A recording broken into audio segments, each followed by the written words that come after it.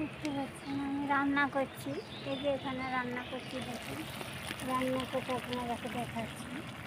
এবার কুঁদরি ভাজা করবো, এই দেখুন কুঁদরি ভাজাটা করবো। দেখুন কুঁদরি ভাজা, নুন রয়েছে, এখানে সব কষি রয়েছে, ফাঁকে রান্না করছি।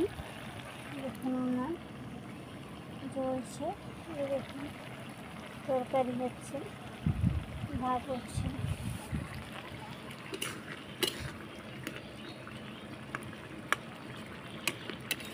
এ বউ আগে ঢেলে নিবি, আয়